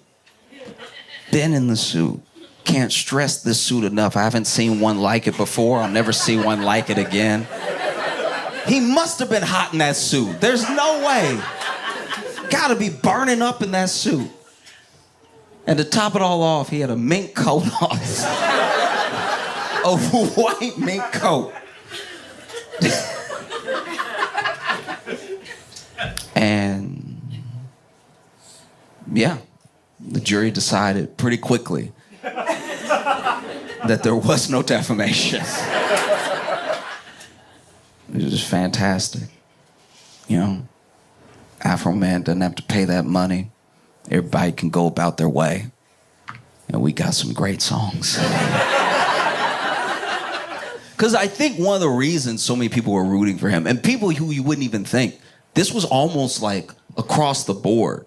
Even the people who usually defend cops no matter what they do were really in favor of Afroman winning.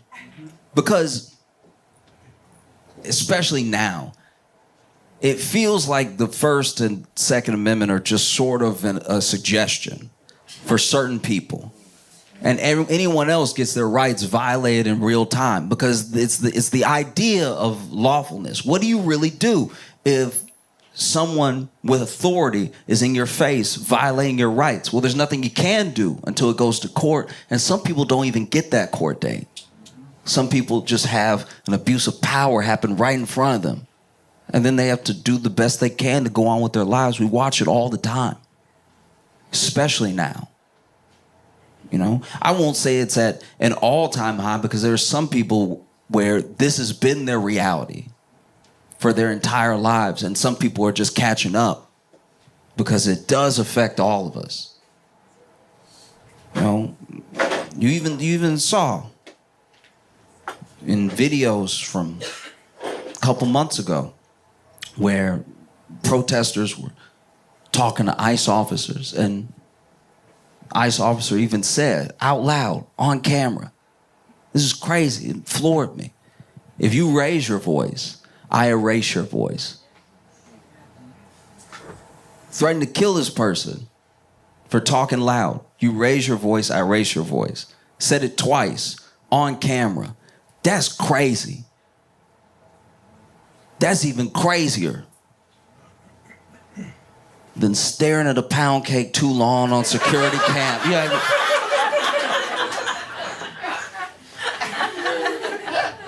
Because a lot of us have felt the way Afroman felt, where what do you do? What do you do? These people have come into your home, or they've just violated you in some way, and they have the law on their side. That's terrifying. What do you do? I think the best way to sum it up is what Afroman said, you know? When life gives you lemons, make lemon pound cake. You all been phenomenal. Thank you so much. I appreciate y'all. Mira.